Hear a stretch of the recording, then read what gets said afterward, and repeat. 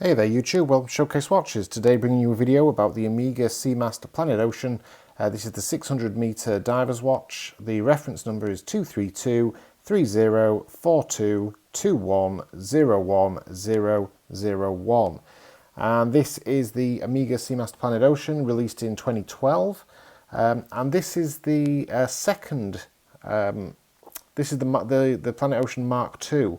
There was the original one, which was released in 2005 with the Calibre 2500. This one is the updated version. There is now a Mark III Planet Ocean, but this one is the Mark II, powered by the in-house Calibre 8500. An absolute monster movement. In my opinion, this movement, the 8500, is when Omega really went to the next level. They really did up their game. The difference between the Calibre 2500 and the 8500 is massive.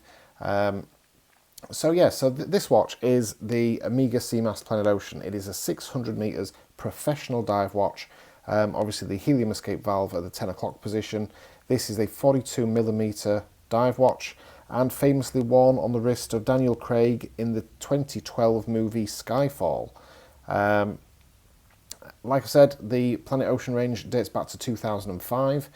You can see the DNA in this watch, the Omega DNA, definitely taken from the 1957 Omega SEAMASTER 300, and then brought into the, the 2000s with the Calibre 2500, and then 2012 with the Calibre 8500, and now the modern versions, I believe, is the 8900 movement. So the Planet Ocean, it's an awesome piece of kit. It's an awesome watch, and many people deem the Planet Ocean as redundant when you look at the Omega SEAMASTER Professional with the Calibre 8800, which was released in 2018.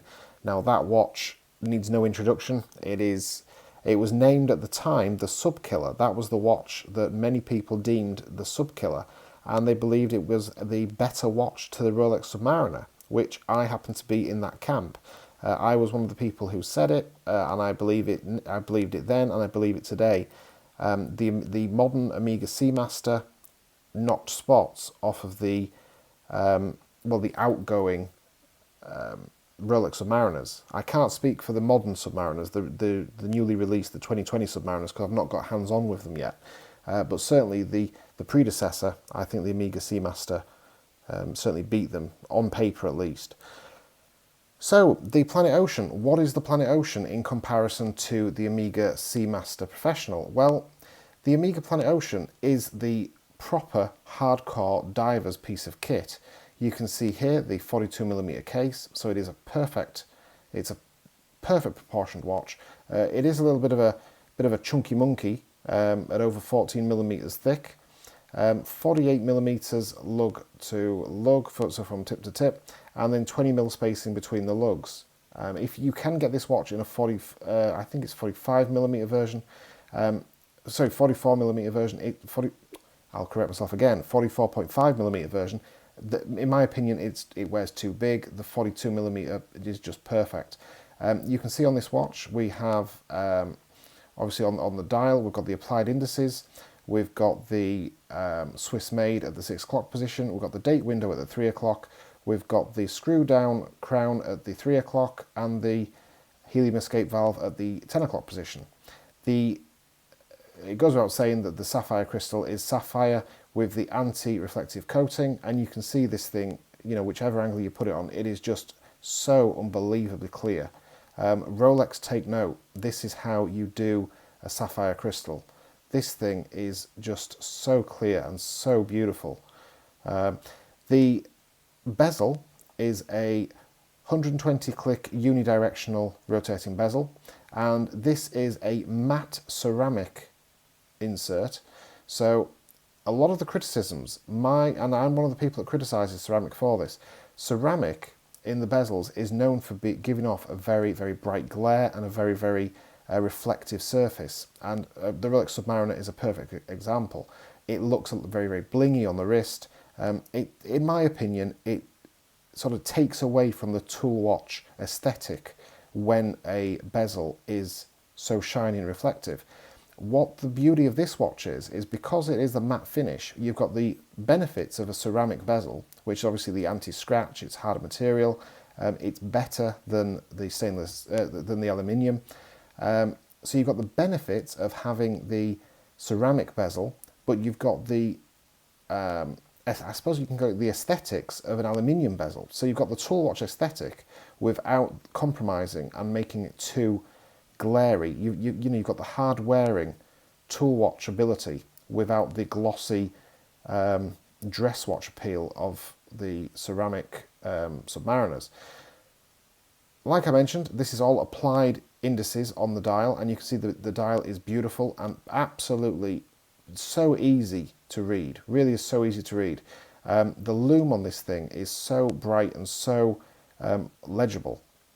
Omega Seamaster Professional, obviously we know the Omega Seamaster Professional on the dial. This one being the Planet Ocean, so it's the Omega Seamaster Professional basically taken to the next level.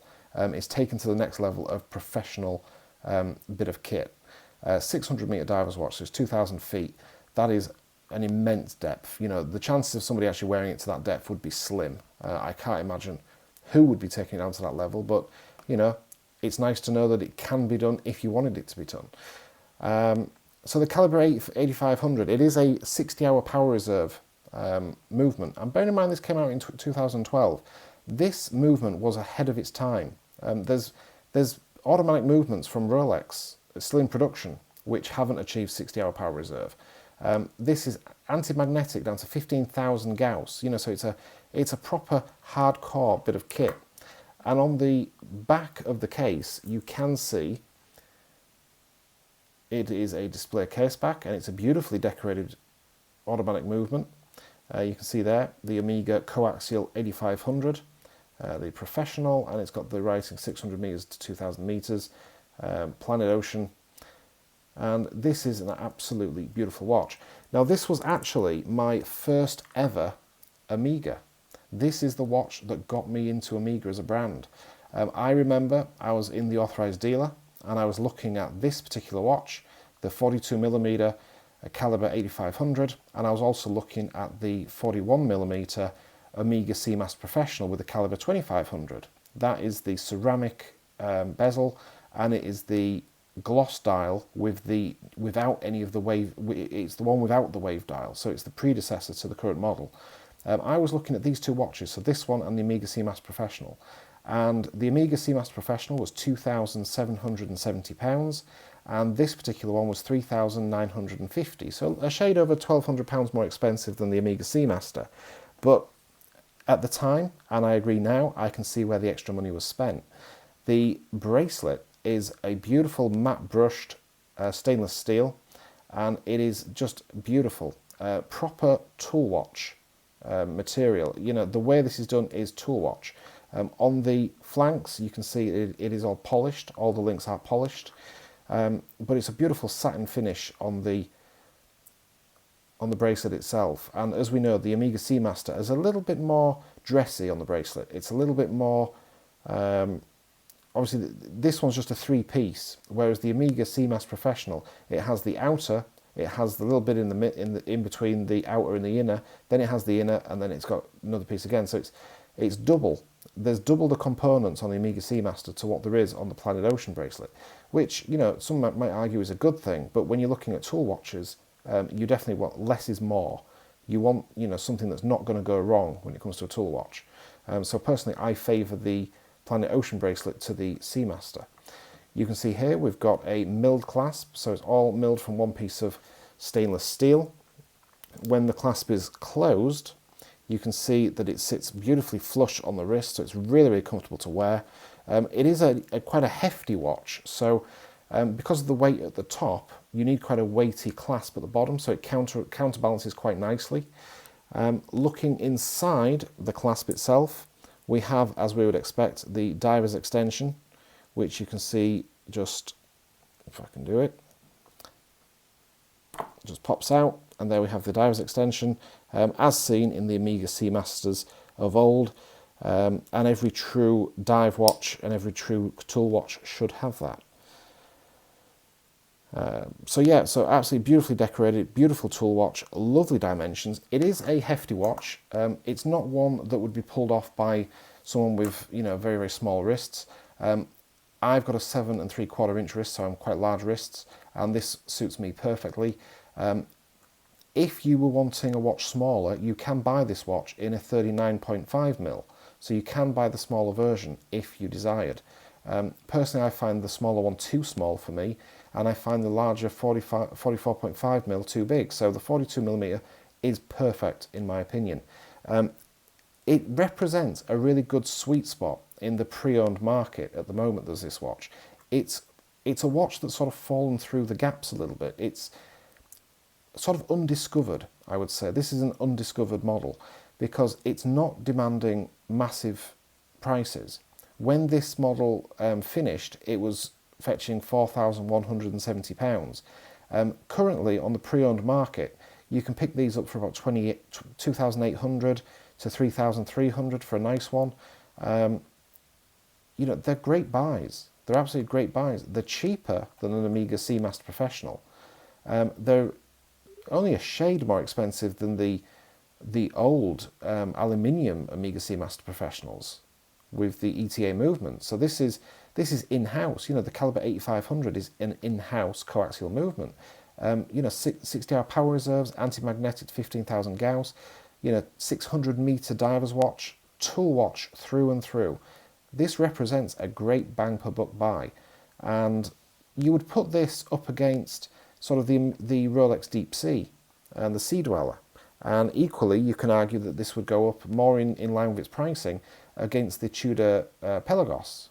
And I know which one I'd rather have. I would rather have this than a Tudor, without doubt. The Tudor Pelagos is a beautiful watch. I love the Tudor Pelagos, but my money would always go on the Planet Ocean. I think it's a beautiful watch. This particular reference, the 2323042210101, being, in my opinion, a bit of an unsung hero. This one has fallen through the gaps so far, but I do think it will be discovered in the future. Remembering this was on the wrist of Daniel Craig in Skyfall, and if you look back over history, look at all the watches that have been worn by James Bond throughout history, and they are all in demand. They're all desired watches, even down to the Gruen, which was worn in Dr. No by Sean Connery. You know, that watch, it isn't a particularly expensive watch, but you know, you try find one. And even now, the early Daniel Craig watches in Casino Royale, he wore the Omega Seamaster Professional 2220. That watch is in high demand. All watches connected with 007 are in high demand, and this one so far has fallen through the cracks. It is a true professional piece of kit, a true professional dive watch. You can pick these up as new as 2017. They went out of production in 2017, so you can pick them up. It was only a relatively short run on these watches of 5 years between 2012 and 2017. But you can see there, I mean, the dial, the applied indices, the applied logo, even the way that they've put the 12, 6, and 9 in the nice silver, highly polished text. So if it'll, there we go.